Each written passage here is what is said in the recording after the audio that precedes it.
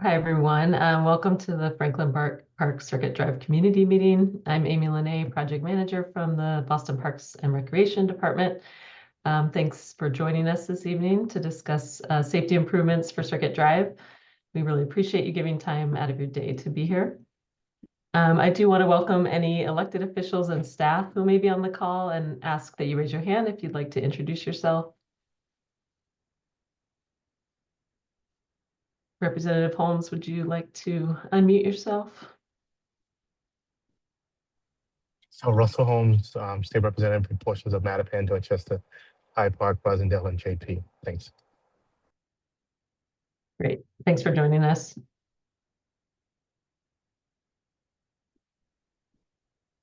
Okay, next slide, please. So I have a few items to go over before we start the presentation. So please know that this meeting is being recorded. That way we can post it to the project webpage, and it should be posted in about a week. We'll add that link to the chat in case you'd like to view the presentation again or share with your neighbors. Interpretation was not requested for this meeting, but please know that translation and interpretation services are offered free of charge. You can email me to make a request for future services, and we will add my email to the chat so you'll have it. Next slide, please. We encourage everyone to share their questions and comments either verbally or in the chat. Please be respectful of others and mindful of everyone's time. You're also welcome to reach out to me directly via email if you'd rather provide comments that way or discuss the project further. Next slide, please. During the presentation, we ask you to keep your video off and microphone muted. But if a question or comment comes to mind, feel free to add it to the chat and we'll try to address it after the presentation. During the Q&A, we encourage you to turn your video on if you feel comfortable doing so. And if you'd like to speak, use the raise hand button and we'll unmute you. If anyone is calling in on a phone, use *9 to raise your hand. And once we call on you, use *6 to unmute and to mute again. Next slide, please. So we are going to start with an introduction of the project team, followed by an overview of the project. Our design team will then present a summary of the feedback we've received to date, followed by the proposed improvements. And last, we'll go over closing remarks and next steps. Next slide, please.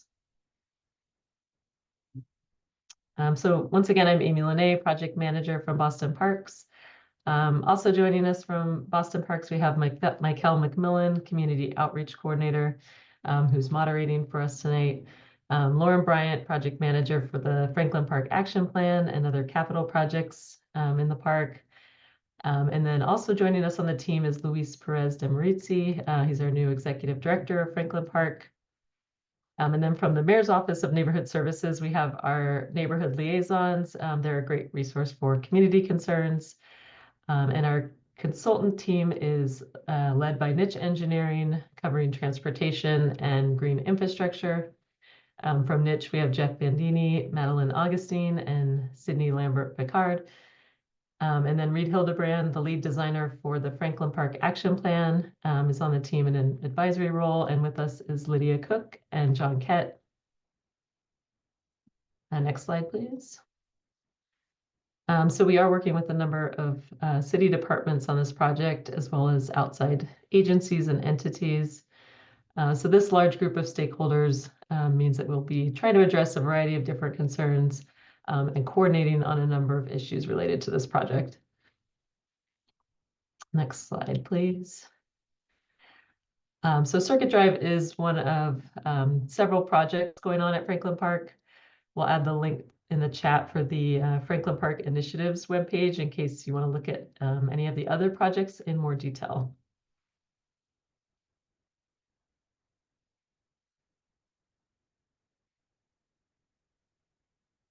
So the schedule, looking at the schedule, this is the third community meeting for the Circuit Drive Safety Improvement Project. Moving forward into the fall and winter, our design team will develop construction documents.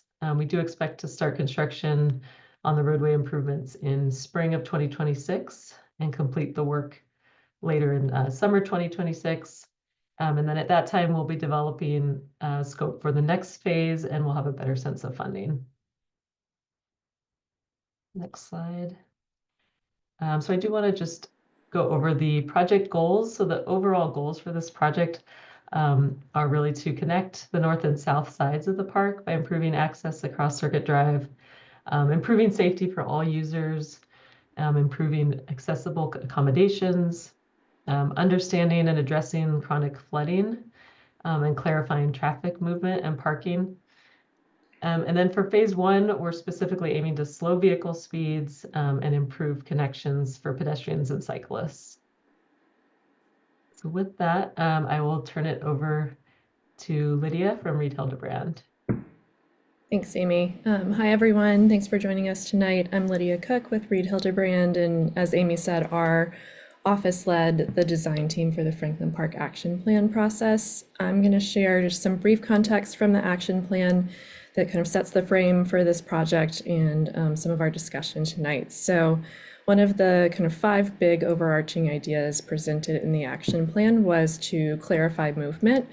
And while the plan looked at bigger proposals related to more comprehensive circulation system updates, it also included some immediate recommendations or make safe improvements for Circuit Drive in particular. Those included things like implementing immediate changes to improve safety for bikes and pedestrians along the road, including adding crosswalks at key locations, considering traffic calming measures at key crossing to prioritize pedestrian safety, providing designated and continuous bike lanes along Circuit Drive, maintaining critical bus stops to ensure access for all park users, collecting updated traffic counts, and of course, continued coordination with the Boston Transportation Department. Next slide. The action plan also included high-level inventory of drainage challenges in the park. As many of you are familiar with today, the park suffers with localized flooding and other drainage issues that are caused by aging and undersized pipe drainage infrastructure. So this is part of what we will be sharing next steps with today. These issues are not only kind of inconveniences for people using the road or trying to cross, they cause safety issues. They also, the road and adjacent parking areas are contributors to polluted runoff that impacts the water quality of Scarborough Pond and urban flooding downstream from the park. So this is both a kind of localized and broader issue that we hope to start to address here. And I will hand it off to Maddie. Thanks, Lydia. I'm actually going to have Jeff take a look at some of the community engagement we've done so far and feedback we've received. Thank you, Maddie. Hi, everyone. Jeff Bandini, Senior Project Manager with Niche Engineering. So as Amy indicated in the slide earlier, we've been through quite a few waves of this process so far. So I'm going to give you a brief history of where we've been and where we see this project going in the future as far as future build out goes. So this is the 3rd iteration of public meetings that we've held in favor of this project. The first being a virtual meeting that we held back in mid-May. At that point, we were more in the information gathering stages and wanted to understand where the feedback was from the stakeholders and folks that use the park. And at that time, we were able to share some initial traffic data that we had collected that we used to sort of build out some initial feedback in building out our sort of conceptual designs. So we held an in-person meeting at the end of July that sort of moved forward some of those initial conceptual designs. We held the meeting at the golf course at Franklin Park, and you can see that in the top corner there. And really, this really gave stakeholders in the public an opportunity to see these in real time and make some sketches on some of the tables about what you would want to see within the park. And at that time, we opened a community survey that was available online for folks to give their opinion about not only what they wanted to see, but provide opinions on and give us some statistics on sort of some of the uses of the park and how we could lead our design effort. So part of the summary that came out of those two public meetings that we wanted to address are lower vehicle speeds along Circuit Drive, safer crossings at not only the existing crosswalk areas, but also understanding crossing desire lines at places that there is no existing infrastructure. Protected space for bikes. Parking was discussed to some degree, understanding that there is a desire for some more clarified parking. But again, as I'll address in the next slide, there is an appetite for maintaining the existing parking infrastructure.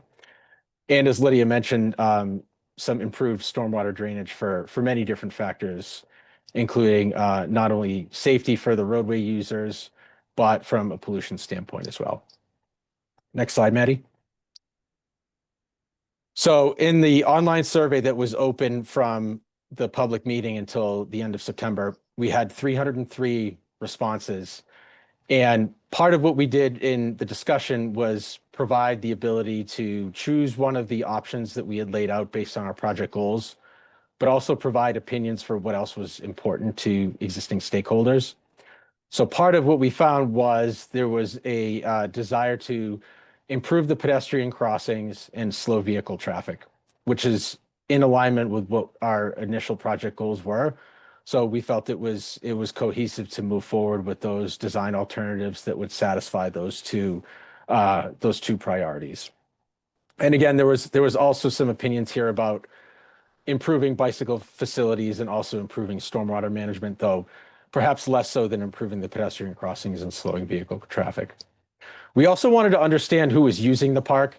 Right now, obviously, Circuit Drive stretches from end to end, so there's a lot of different means and methods for using Circuit Drive. So we wanted to understand what the users are there for and how to best improve based on that. So the majority of the folks that responded mentioned that they were using it for walking and running, which would directly align with slowing the vehicle traffic and improving the pedestrian crossings, which we see in the graph above. And also driving to activities in the park. So we want to make sure that not only are we improving the accessibility for folks crossing, but we are also slowing vehicle traffic for folks that are using it to access other means in the park. Next slide. So this is generally a word cloud, though it's not necessarily formed by the most frequent responses, but you could certainly see overlapping interests in here about wanting to slow down traffic, increase safety, reconnect the two sides of the park, which was mentioned as part of the initial goal of the project. There's some goals in terms of stormwater management, better signage, so folks are aware of not only wayfinding, but warning devices and things like that. And also the better crossings for pedestrians and the like, and also mentioning the pedestrian accessibility. So we felt that this also gave us a great picture of how to proceed with the phase one as part of the project that is targeted to be implemented as part of this sort of first phase, and then provides an opportunity to not only understand what funding is available for future, but would give us understanding about how successful our phase one opportunities are. Thank you, and I'm going to turn it back over to Maddie, who's going to give a summary on our site analysis. Thanks, Jeff. Hi, everyone. I'm Maddie Augustine. I'll review some of the site analysis we did. Some of this information will be review of what we've shared in previous meetings, and then I'll share a recommended approach based on that site analysis and your feedback. So, as we've previously described, there's only 3 or 4 existing crossings of Circuit Drive along the entire corridor length, but there are numerous other locations where pedestrians may want to cross, particularly along Schoolmaster Hill and near the Wilderness. So we also collected traffic data to understand along the corridor kind of what kinds of traffic we see, how fast car traffic is moving, and where we see the highest speeds. We collected data over 2 weekends, one in March prior to the first public meeting and one in June, so that we would have information to share prior to the first meeting, and then also to get a better sense of how different groups move along the corridor in the summer months. So in March, these are the average speeds that we observed across the 24 hours. The average speed was nearly 10 miles per hour higher than the 25-mile-per-hour speed limit. So very fast. And if you've been out on Circuit Drive and thought, wow, I think people are going way faster, you'd be right. This slide shows the 85th percentile speeds, which is just the speed at which 15% of traffic is going that fast or faster. And so 85% of traffic is going slower than the speeds shown here. So the fastest traffic is going above 35 miles per hour throughout the day. We see some of the highest speeds at the early morning hours around 3 a.m. But basically throughout the day, vehicles are going significantly above the speed limit. So this data really validates the sense that car traffic is moving really fast along Circuit Drive. Similarly, we know there's flooding out there. We know that this impacts drivers, transit riders, pedestrians, bicyclists, and this occurs during wet weather when there's a lot of rain, and we're still looking into the root causes of all this. So with that context and the community feedback that we've received, as Jeff went over, I'll talk about our recommended safety improvements. So Amy mentioned this briefly during the schedule, but we're approaching this project in phases. Phase 1 will be under construction in the spring, and the goal of these phase 1 improvements is to implement low-cost, quick-build, and proven safety measures.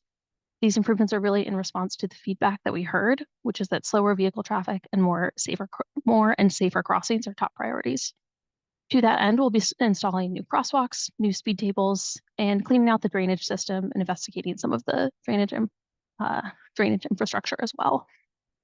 In future phases, we'll look to do some more comprehensive upgrades to bicycle infrastructure and parking, as well as some green infrastructure installation. So for phase 1, the traffic improvements are shown here. The new crosswalks, there are approximately 7 along the corridor.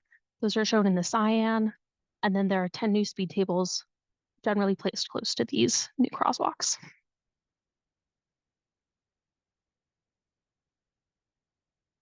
These are some images of those locations, and I'll be going deeper into each of these locations. Generally, the speed tables are proposed uphill of the proposed crosswalk to slow downhill traffic, which tends to be moving faster. So this is a precedent image of the toolbox that we're looking at using. This is along the Southwest Corridor at the New Minton Street crossing. There's a speed hump in advance of the crosswalk, and speed humps are typically 6 feet long and are meant for low volume residential. We are looking at adding speed tables, which are 22 feet long and are more comfortable for bus drivers or bus riders and emergency vehicles as well. So in practice, this is one of our proposed crossings near the Wilderness in Ellicott Dale. The Ellicott Arch is to the left of this image, and the speed table is proposed uphill. There will be, of the new crosswalk, there will be new accessible curb ramps and adequate signage for the pedestrians who are looking to cross here.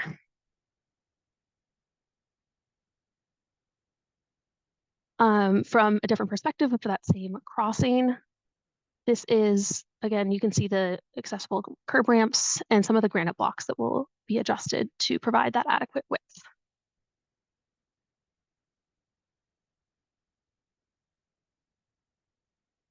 At the Shattuck bus stop, we're maintaining the existing crossing that's been installed, as well as adding a new speed table near the crosswalk, again, uphill of the proposed crossing.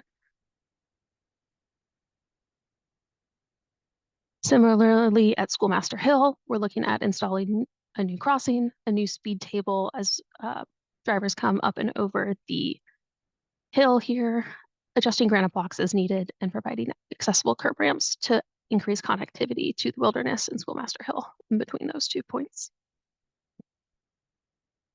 At Valley Gates, we're looking at adding new crossings for the bus stop and adding accessible ramps to those to increase connectivity for bus riders here, as well as adding a speed table as drivers approach the crossings.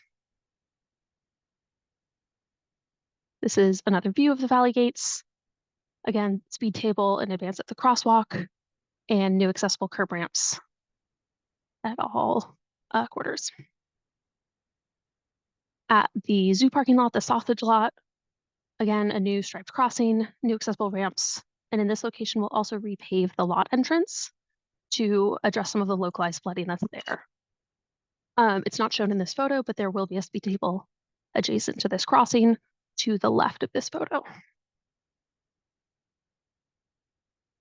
And at Peabody Circle, again, adding a striped crossing in this clear desire line, as well as adding a speed table to the left so that drivers encounter that before as they make this right turn.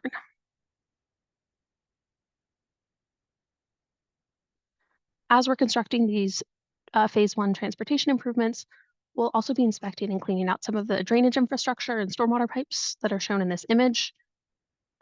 When I was out there last week, I noticed that a lot of the catch basins were full of sediment, so that's something easy for us to address now.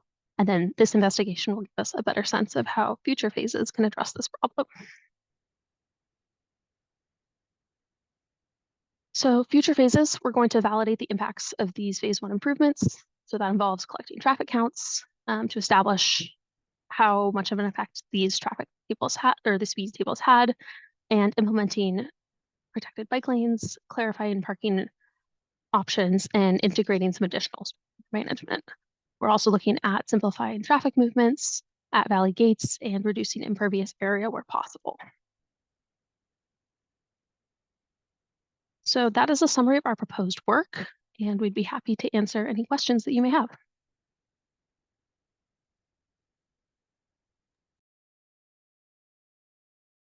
Like we have a question in the chat about the crosswalks being on the speed tables or not. Do you want to answer that, Maddie? Yeah, the speed tables will be, and the crosswalks will be separate. This is to maintain the existing drainage patterns that are out there today versus a raised crossing.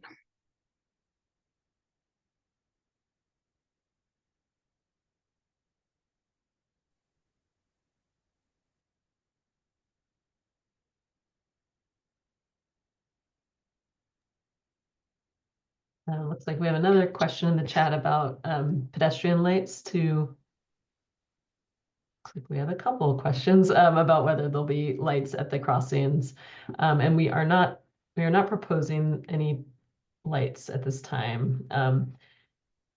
Given the budget that we have now and the cost of those types of strategies, we're keeping it fairly simple. I think being able to then get the data to confirm if this is an effective strategy will help us, drive kind of decision making in the next phase. Can I piggyback on that, Amy?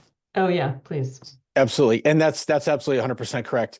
Part of what we also heard during the first community meeting we had back in May was a desire for us to provide some sort of either horizontal or vertical deflection, because there was a thought process at the time that, flashing warning lights or changing speed limits, if it were, or something like that, just to alert drivers only, wouldn't be as impactful or as effective as some sort of vertical deflection, which is what the speed tables aim to achieve, is to lower the vehicle speeds. And not only, I'll piggyback on Maddie's answer too about maintaining the drainage patterns. That is also true, but separating the speed tables from the crosswalks also provides an ability for drivers to slow in advance of the crossing. If we were able to come up with a solution where we could have a pass through for drainage and have the crosswalks and speed tables operate concurrently, then the opportunity for vehicles to slow in advance, we would lose the ability for vehicles to slow in advance of the crosswalk. And that's part of what we wanted to achieve as part of the project. Eric, I see you have your hand raised. Do you want to unmute yourself? Sure. Yeah, I mean, I guess I'm a little bit concerned that the proposed, I get that it's the first phase, but I am a little bit concerned that the sort of the level of mitigation being proposed is not quite in scale with the scope of the problem. Like even your chart showed people are routinely, like, not just the outliers, but the average speed on this road in the middle of the night is like over 40 miles an hour. And I feel like right now the situation is very much like people, even during the day, kind of treat it as a raceway. There's not really a lot of like visual interruption along the edges of the road to make people feel like it, the sort of hemmed in sense that keeps them driving more slowly on city streets. I kind of feel like the speed, so on the one hand, I do actually, it always frustrates me a little bit to hear about the drainage concerns because typically when you don't have a raised crosswalk, what actually ends up happening is that the water pools at the edges of the crosswalk. So it's like, yes, you've spared the road from the drainage issues, but you've stuck the crosswalk users with it. And that's always very frustrating. And in fact, it is currently happening right outside the Green Street T station at the newly rebuilt crosswalk there. So I do want people to be mindful of that particular problem, especially just to make sure that contractors are monitored out over it because it's really annoying as a crosswalk user. And that's before the road has even started freezing over for the winter. And secondly, I just yeah, I guess I just want to see quite a lot more sort of disturbance, if you will, stuff put on the edges of the road, bollards, whatever, to make it so that people are likely to slow down in advance and anywhere near the crosswalks, really. And of course, obviously, this is interim and it's just the first phase. But I feel like as long as we're talking about phase one, and you should be doing the most you can be doing with paint and bollards here. Thanks. Thanks, Eric. Great comments. Jeff, is there anything you want to speak to in that? Yeah, certainly. So, and we appreciate the feedback. This is something that we considered in terms of understanding what our overall budget was and what would be an implementable solution and how many of these treatments could we fit throughout the park. And Maddie, I don't know if you want to go back to the overall image that shows sort of how frequently we are proposing these speed tables. And we were strategic in understanding and pairing the speed tables with the crosswalk locations. But there are opportunities in addition to the crosswalk locations that you see at Schoolmaster Hill in the Wilderness. And I'll highlight the section between the Valley Gates and the golf course, because in that section we didn't see a tremendous desire line for pedestrians between those 2 points.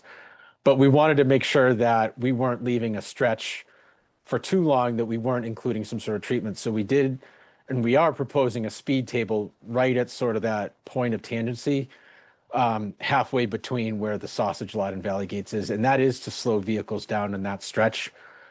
We talked about this during, understanding where these locations would fit best, understanding that under phase two, there could be an opportunity to install more of these at a more frequent location, but we wanted to make sure that these were being as effective as we think that they will be as part of this. So we wanted to start with the speed tables that you see here, with the understanding that there could be some sort of either more interruption, like you mentioned, either additional speed table locations or other treatments in general.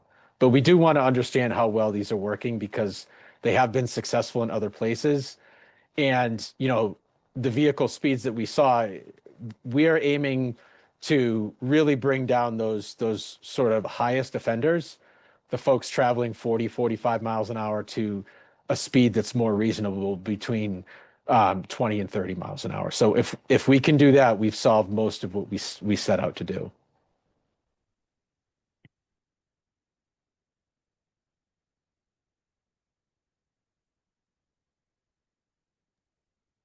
See, it looks like Jeffrey and Ann McKinnon. Can you unmute? There you Yes. go. Hello, thank you. Couple of questions. I was looking at the board from the July meeting and it showed your speed table was only on one side of the crosswalk. Is that still the case? That's correct. Why don't you want to slow down cars coming from both directions? The location of the speed tables is placed primarily to catch the fastest traffic in the direction in the location that it is. So it's placed uphill, partially because these speed tables do have a cost associated with them. And so As much as I would love to put a lot along the corridor, this is kind of the cost-effective route for that. Oh, you said it's a cost factor. Yeah. Now, on your average speeds, it looked like the average speeds were similar on both the uphill and the downhill, around 34, 35 miles an hour. So it seems you need that protection on both sides.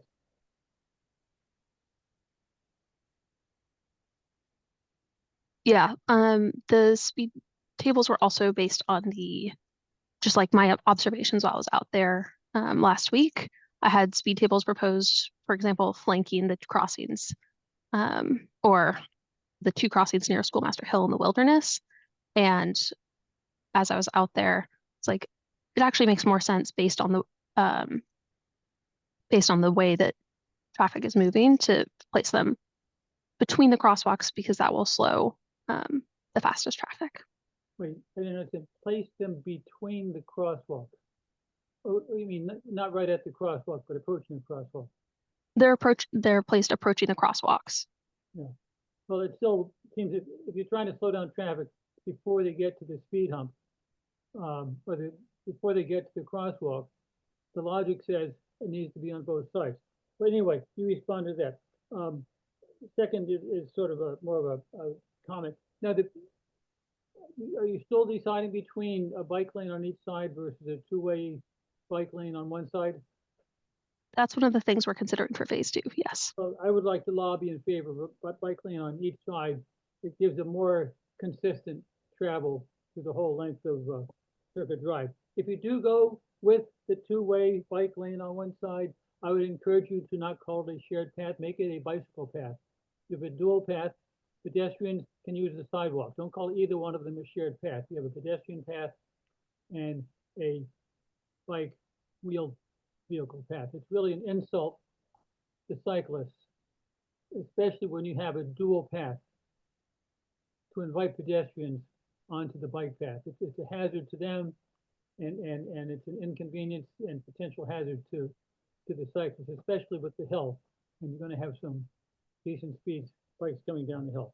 That was a comment. You can respond in a moment if you want. A question. Are you doing anything to incorporate a cyclist coming up from William Street and on the path under Ellicott Arch, and then who would typically take a left and climb the sidewalks to get up onto Circuit Drive? Are you referring to the very narrow section right there? It's kind of up on a Well, yeah, that reddish yeah. path in the park. It's not part of Circuit Drive, but a lot of bikes use that because we're coming from William Street and JP, and then need to get down the curb into the street. Are there any changes to that? That's our goal is to find a solution for that in phase 2. You don't have that yet. So not at this time, yeah. Okay. That's it for now. Thank you. Thanks. Thank you. Let's see, it looks like Peter, you're next. Thank you all. I appreciate this. It's a great presentation. I just wanted to ask, I put it in the chat, but I do want to ask about it because I wasn't clear on this. Are you going to be painting those speed tables? Because right now we have speed humps everywhere. Love them. They're great, but they're not painted. I think like a fluorescent yellow paint or something would be great for, especially for cars that don't frequent these areas. And, once you frequent it and you get to know where they are, that's great. But it's a lot of times it's kind of hard to see those because they're the same pavement color. So even those directional arrows, I don't think are enough. I think if you could really do all you can to highlight those, drivers will slow down in anticipation of them. Yeah, so they will have the painted arrows, as you noted, and there will also be advanced warning signage. I'll look into kind of other striping options to make those more obvious as well. Thank you. Peter. I think Zachary, you're next. And I noticed you had some comments in the chat, so if you want to, bring any of those up. Yeah. So the two questions I had, first for these phase one improvements, I was curious why, since the initial improvements for micromobility safety are planned to also just be paint and flex posts, why those are being separated out from the other phase one quick build work instead of doing that all together. And then further down the road, if this project is planned to include some improvements that are not just quick build that can improve the experience of the park as a park over the experience as a road to drive through. It seems like some of the designs I've seen in the last iteration and in this presentation make a lot of sense for regular city streets, but for a road cutting through a park, it would calm traffic in the way that we've been talking about and improve the experience if we're able to actually shrink the amount of space taken up with the roadway and have micromobility path and pedestrian paths be separate from that, rather than the current width of the roadway, which is one of the things that leads people to drive faster than the speed limit says they are. The speed limit says they ideally would. So yeah, thank you. Yeah, and I think I'll just answer that last question. I think that's something that we do want to look at in the next phase, and because it's sort of complicated, this cross section, varies so much. In some cases, there's rock kind of outcroppings right up against the road, and so I think knowing that there'll be a lot of sort of specific design work and curb shifting involved in doing something like that, it just requires quite a bit more, study and the project is, a bit more complicated. And I think we felt a couple reasons, we would have to secure that funding first. But also I think not wanting to maybe move right into a really drastic change and, sort of a little bit incremental allows us to all sort of, test some of these strategies and get a little bit more comfortable with it. I think we'd want to look at, like you're saying, sort of, are we able to shift, bike travel to sort of a side path condition, so that it's not in conflict with places where there are parking, where there is parking, or that sort of move, to give it a much safer feel. So I think that's all part of what we want to look at. And then I think on the other question about, and Jeff cut me off if you have input on this, but the flex bollards have just been a bit of an issue, I guess, citywide, and they get damaged easily, that sort of thing. So some of that we determined wasn't really, it was a little bit of a wasteful move in this first phase that we wanted to then be able to really address more thoroughly in the next phase. So, I understand it probably feels like the bike improvements are a little delayed, but we do think, and I believe someone else asked about the timing of that, we'll be able to move pretty quickly into a next phase. So as we're, wrapping up the construction here, we can then be starting to think about that scope for phase two and getting those follow-up traffic counts and speed data back to help us understand the success. Yeah, Amy, you hit the nail on the head. That's absolutely correct. And I do want to acknowledge one of the comments in the chat that talks about how our proposed cross sections that we shared at the July meeting did have some bicycle improvements.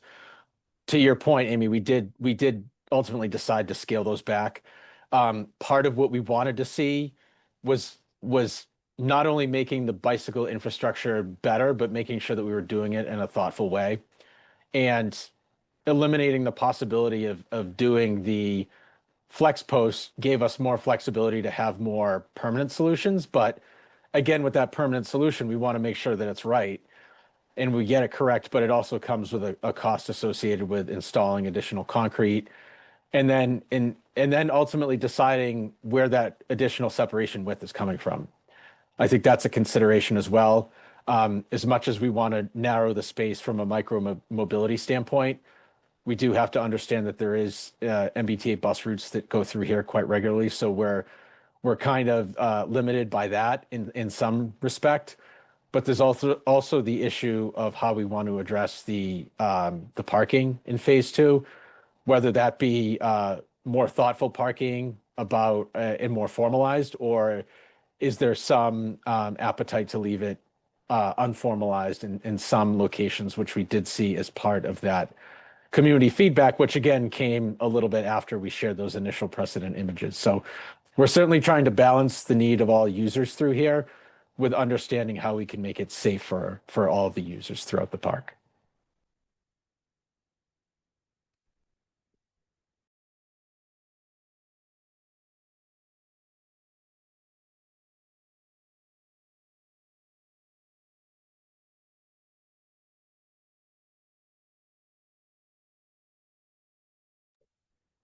Yeah, thank you for that explanation. I'm kind of, Eric just said in the chat what I was kind of thinking, which is since this is like a multi-phase project where the quick build configuration for micromobility is not expected to be the final, whether it's flex post or the armadillos that they've started using, or like the other curb segments.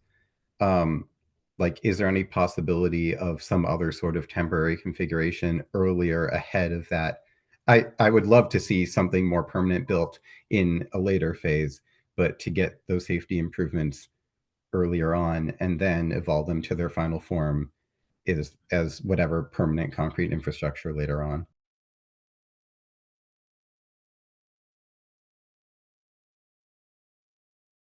Understood. And as Amy said, we have the ability to move quickly into phase two.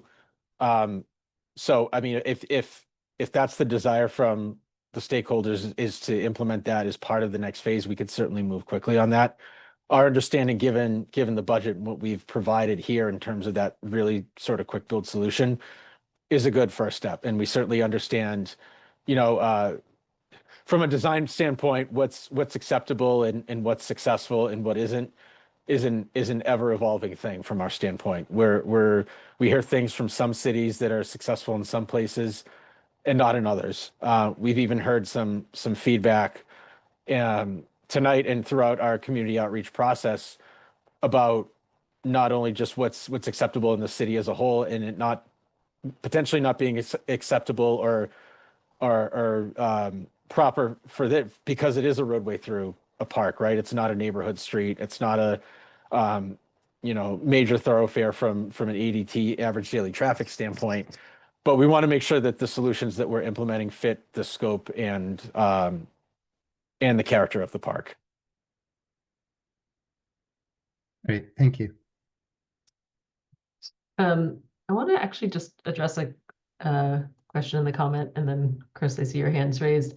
And I believe Officer Gonzalez is here joining us from BPD. But I see the question asking about why we're focused on an engineering solution to speeding versus enforcement. And I think what we know about enforcement is that it can happen when it's requested, and there are periods where there may be more tickets issued. But we don't really see that as necessarily a viable solution to lean on. There's obviously a lot of demand across the city for BPD's attention. So, to really put that as the solution, as part of the solution, I think is challenging. Whereas we feel that if we can design the solution and have it be effective, we're going to get better results 24 hours a day from something like that. So that is something we've certainly, thought about. And that sort of led us to this, this proposal. And actually, Jacob, I see your question about speed humps in the bike lane, and we have talked about that. And Maddie or Jeff, maybe you want to quickly address that. Yeah, With that I'm cost. happy to do so. Yeah. So speed The concern is that if you put a speed table through the travel lanes, the vehicle lanes, and not through the bike lane when they aren't separated like this, it's a painted on-road condition. The concern is that then you have drivers going into the bike lane to avoid the vertical deflection that a speed table would cause, and that creates some obvious conflicts that we're trying to avoid. So the speed tables will extend across the length of the pavement with a gap for any runoff. But I think, Maddie, at that point, it's a fairly gradual Yeah. slope, right? So it shouldn't have a huge negative impact for cyclists. Okay, Chris, you have your hand raised. Yep, thank you. So two questions. First is, with the speed tables, do you have data or an assumption on what is a comfortable speed to drive over them? Because in driving over speed humps, I find like anything above 20 miles an hour really starts to feel uncomfortable. And I worry that with a speed table, that's still comfortable well above the 25-mile-an-hour speed limit. My second question is, I understand that many parts of Circuit Drive, the travel lanes are much wider than they need to be. I think it's like 11 feet is the standard. So why could we not just repaint the lanes to make them the more standard width in the first phase to help slow down the traffic? Thanks. I can take that. Yeah. So yeah, we appreciate the feedback. You know, we did think about this a lot during the initial phase in terms of what is our target speed reduction, right? And what is the applicability based on the given traffic data, right? So you mentioned the difference between like a speed hump, which is more of like applicable for a neighborhood street, whereas this is more of a speed table, which is applicable for more of the average or peak hour traffic in the travel speed that you see here. So a speed hump would be more applicable for like a neighborhood street, and that's why we decided on the speed tables.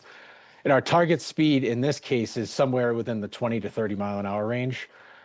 More aggressive drivers would be along the higher end of that, but even in that case, we think that would be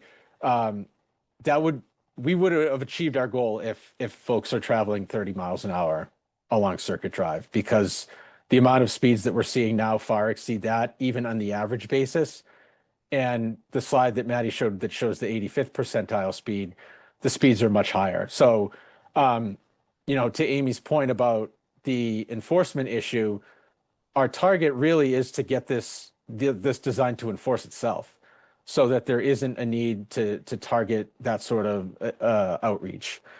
To the question about restriping, we did consider that as part of the first phase, because there are sections that are wider and could use more narrow lanes.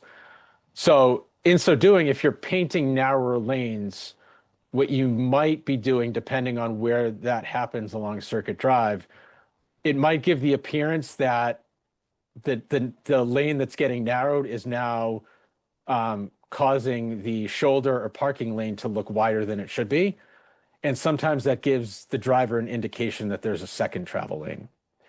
And if there aren't any vehicles parked along the side of the roadway, you could run into a condition where there's vehicles passing each other going in the same direction. We certainly welcome the idea of narrowing the lanes in a future condition, but we would want to do that in concert with some other improvements, be that to parking or bicycle infrastructure. But frankly, we're not ready for that yet, because that's something that has to be studied a little bit further in phase 2. Eric, you wanna? Yeah, sorry, just to recap, what is the speed limit on this road again? 25. And your design plan for the speed humps is that they allow traffic to be somewhere between 20 and 30 miles an hour? Yeah, I mean that's you get my dissonance here, right? Like, it seems to me that the design should keep people below the speed limit, not like somewhere around it. I mean in terms of allowable, comfortable speed, right? That doesn't necessarily mean that everybody's going to do it, but we also understand that, you know, depending on the design vehicle you have, it could be you have something that's a little bit more comfortable, right? And like I said before, even if we are slowing vehicles to 30 miles an hour, we're still well below what we're seeing now. So it is an improvement. I Um, feel like sorry to interrupt you because no, maybe it was please, just me, please. but I feel like that is a little bit of a frustrating response because, so first of all, I do want to remind people, and for anybody who hasn't been doing this for as long as I have, that like there was an earlier proposal for this park that actually involved closing this road to traffic entirely. So this is a significant walk back from that. But it did kind of underscore that in some ways this road, and this was more or less the city's position at the time, it does not represent a critical piece of traffic infrastructure for the neighborhood. And so it frustrates me to see it being treated as if it's like, well, we wouldn't want to, make people drive too much slower than the design speed because like I guess they need to get somewhere, but like really I feel like there's a misalignment of goals here. Like great, so we keep the road open so that people can use it for cut through traffic. People cut through traffic is a particularly insidious kind of traffic because people are using it precisely because it's faster than going on the major roads around the park.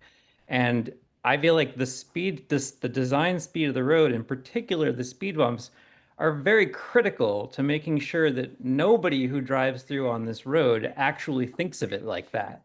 And so I think I really want a kind of a reevaluation of like where we're actually trying to aim for the total speeds that we're allowing here. Like it 20 to 30 is nowhere near where we should be. It should definitely be like 25 at the max, but ideally much slower since again, it's not really clear the road is even necessary for the traffic flow of the city.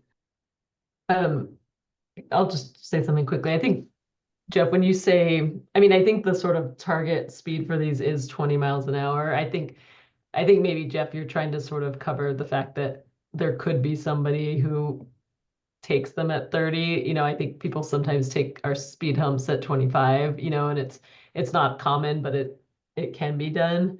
And Jeff, correct me if that's wrong, but I think the goal speed for these is roughly 20 miles an hour.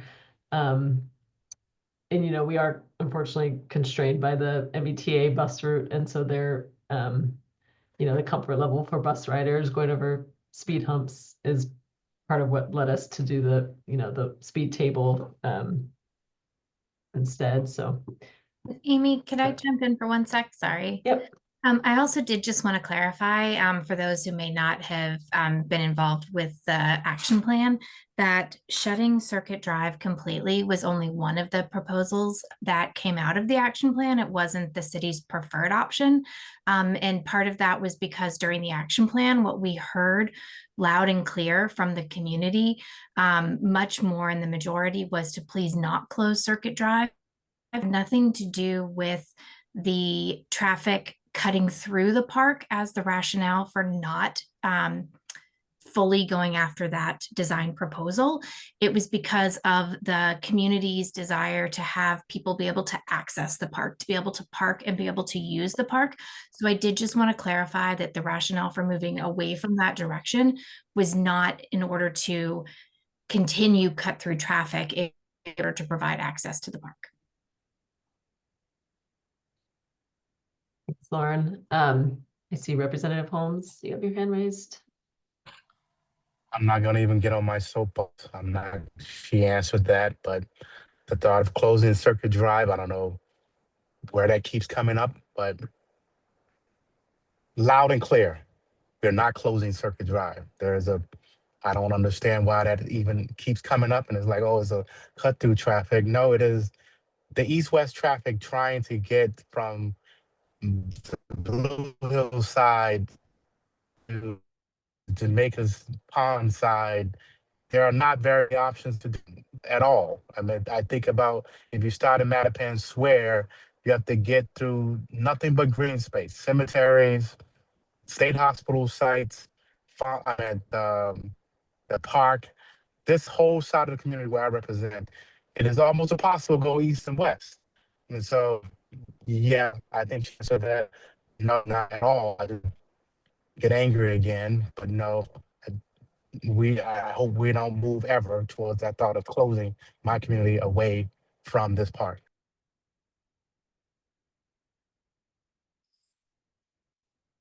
Thanks, Representative Holmes.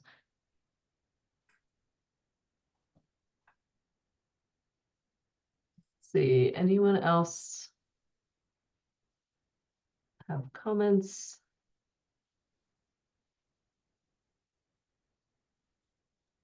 I think there was one question piggybacking on my comment about the illusion of a second lane, if I could answer that. Mhm. We could certainly stripe so that quote unquote second lane would be a parking lane. So if we striped that as do not travel or do not traverse, that might also give the illusion that it can't be used for a parking lane either, or a bike lane. And we don't want to necessarily do that. But again, like I said, we can certainly explore the viability of implementing narrower lanes, bicycle infrastructure, and more clearer parking in the next phase. Since I think that might be my comment you're Yes, it referring was. to, Yep. I was asking about like striping the buffer area so that the if it's a parking lane, the parking lane is the normal width of a parking lane, and there's just a striped buffer between that and the travel lane that is as is done on plenty of other streets in the city, so that it doesn't look like it's the width of a travel lane. Same like the buffer that is often between a traffic lane and a bike lane. So to differentiate those. Yeah, we can certainly explore that. The challenge that we're having as part of this is that, you know, we want to maintain a consistent travel lane width, but the roadway cross section differs at different areas throughout the park. I think that was something that Amy had suggested earlier about the comment about narrowing the curb to curb width. So we could certainly explore that as we look into how to more clearly define the parking. I'm sure there's certain areas that we can explore, providing the additional buffer for bikes and for parking. We certainly appreciate that though, because that's certainly something that we looked at and will continue to look at. Thanks for clarifying that. Yep.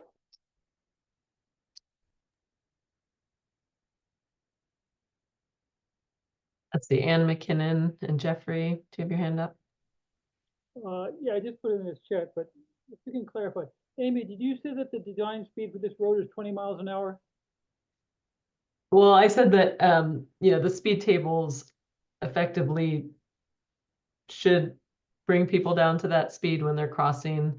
You know, and I think your question is that, are they then speeding up between them? And I think Jacob had the same question, and I sure that is a possibility. And I think the narrowing of the lanes and some of the other strategies that we want to implement in a future phase will certainly help. So, you know, we're sort of having to look at this as just a first step, and understanding that there is going to be, you know, more done in the future, and that will be necessary to truly bring down the speeds.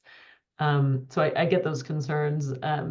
You know, it's not that this is the finished, you know, product, or the final project that we're going to pursue, but you know, hopefully it will be a pretty quick turnaround to get those next improvements in place. But at least we'll also be able to, you know, see what we're dealing with. Then I think it was Jeff that said that the speed table really slows cars down to between 20 and 30 miles an hour. So they're not necessarily slowing down to 20. And a lot of cars may only be slowing down to 30 and then speeding up between them. Now, I think that you are leaning too much on accommodating the cars that want to go through here. Now, I'm with Russell Holmes. We're not going to get rid of Circuit Drive. It is an important urban, I don't know if it's an urban arterial or whatever the term is, an important connected road in the city. But it is also a road in the park. And if you really want to treat it as a road in the park and slowing down speeds, I think you should rethink the speed humps that slow cars down to a significant level. So you'll get your average speed closer to 25. I don't want just an improvement from 35 to 40. We want it at 25 and below. I'm not opposed to cars going through, but if you really want to slow them down, you got to make a stronger approach to that. I think having 10 speed tables, speed humps, whatever through there is a good thing, but the humps slow down cars much more effectively, and that's a big goal, a huge goal of this project. Yeah, if I can jump in, the number of speed tables that we are proposing here, 10, is based on some studies that the city of Portland, Oregon did on the efficacy of various vertical deflections like speed humps and speed tables. And their ranges that they observed for our target design speed of 25 miles per hour along a corridor this long is between 9 and 11 speed tables. So the 10 isn't just, pulled out of thin air. We looked into where that number came from as well. How long is Circuit Drive and the part that you're putting the speed tables on? It's about a little less than a mile and a half. A mile and a half. That's about 78,000 feet. Correct. So you're saying there's a speed table every 700 feet roughly, Thereabouts, yeah. which is every couple hundred yards, and it'll be significant. Well, even with the speed humps, there's going to be some significant speeding up between them, but I think you're not really addressing the speed desires expressed by the community for how cars are going to travel through this park.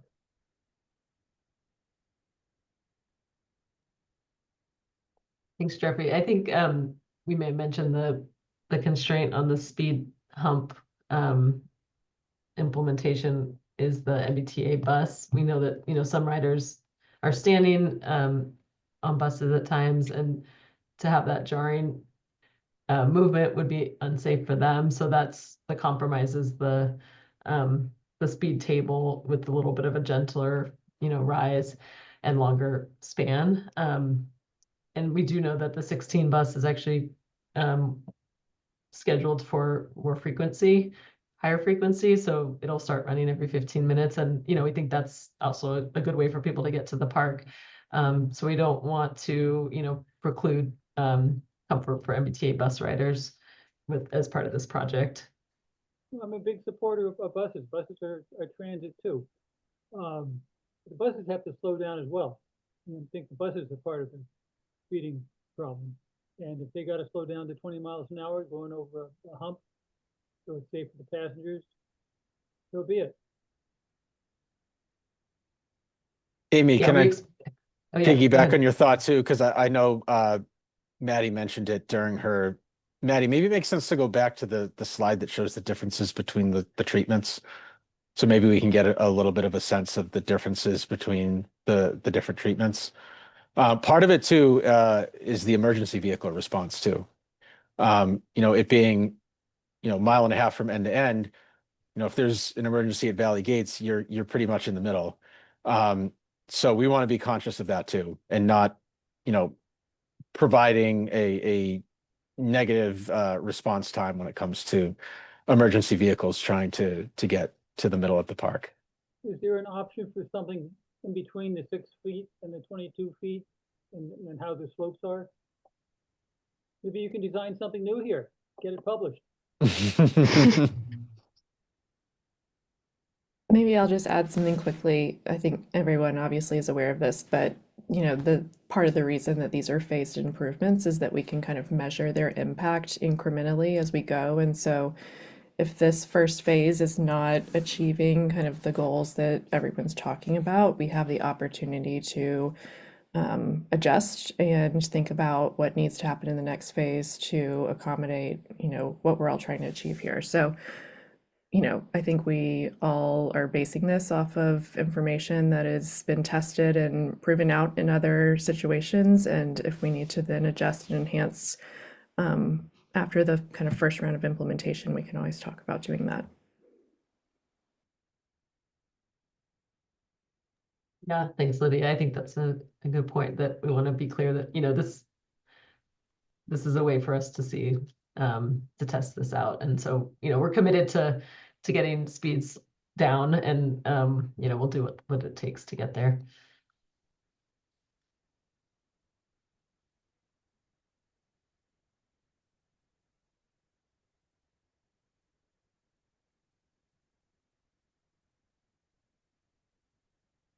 Representative Holmes, you have your hand raised?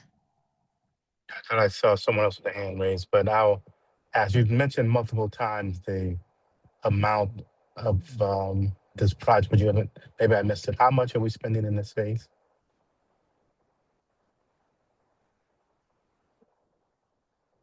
Amy, you're Sorry, I muted. was muted. About 300,000 for construction. 100,000. Thank you.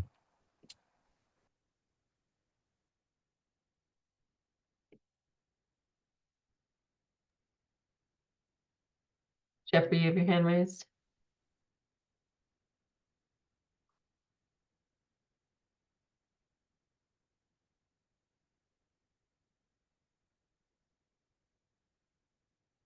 I think you're on mute still. I'm sorry, it was already on. I turned me off. How long are the consultants contracted for to do the evaluations and further improvements? So their current contract is for this phase one. So the plan would be to then award another contract and continue with the work. So that's where that testing piece would come in. And that'll also, we haven't talked a lot about the drainage issues, but that will allow us to pursue those and consider solutions for flooding and drainage issues potentially throughout the park, because we know there's many. Well, I appreciate what Lydia said, that these could be evaluated and improved, but it's kind of disappointing that that'll have to be a whole nother bid for work. Now, will you have to get new consultants even to evaluate how these are doing? No, I think we would use, when we did the traffic counts to get the baseline, data, that's the same process we could just go through again. So we could take those same locations, potentially this similar time of year, to really try to get a good comparison. I don't know, Jeff, if there's anything related to that to sort of get an effective comparison, but I think there's certainly factors going into it. Yeah, I'm glad you brought that up. One thing I wanted to add too, because I think we've been talking about the target speeds and things like that. There could be a target volume that the city wants to see or we want to achieve as part of this too, right? And I understand Representative Holmes' stance that, people want to use the park to get to places, and we certainly understand that. And we support these improvements in favor of maintaining that condition and making it, slower speeds and better crossings while maintaining the accessibility. But as part of that, people could decide that, they don't want to go over these speed tables and it's no longer a viable solution from a volume standpoint. So not only could the achievable goal at the end of the day to reduce vehicle speeds and increase pedestrian accessibility, of course, but if folks decide to use other routes or other modes, and we find that there's a reduction in traffic volume as part of this, that's something that that's a piece of data that we would be interesting to look at how that impacts not only Franklin Park, but what's happening elsewhere. And I mentioned the modes too, like if the 16 bus is running more frequently, does that mean that more people are using it because it becomes more of a viable solution overall? So I think it stands to reason that that's a metric that we could look at as part of the future viability of these improvements.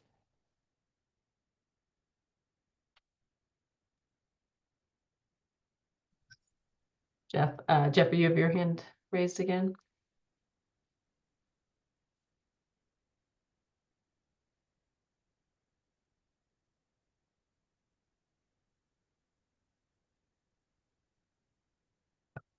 Just unraised. Okay. Let's see. I want to see if we missed anything in the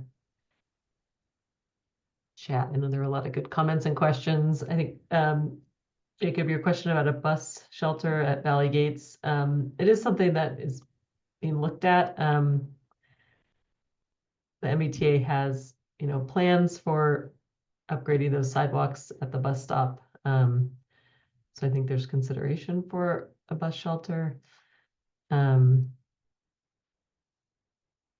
see.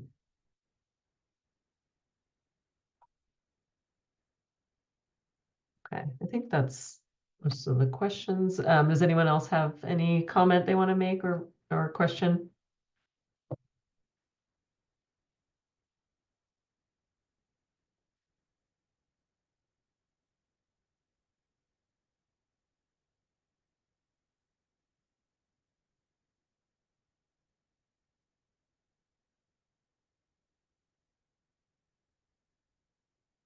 Great. Well, I'll just say again, thank you so much for joining us this evening. I think there was really good discussion and helpful input. So we appreciate that. We'll share this meeting recording and notes and slides from this meeting, and continue to be in touch with everyone on the email list, and keep you updated on the project. So thanks again. Great to see you all, and have a good night. Thank you, everyone. Thanks, everyone.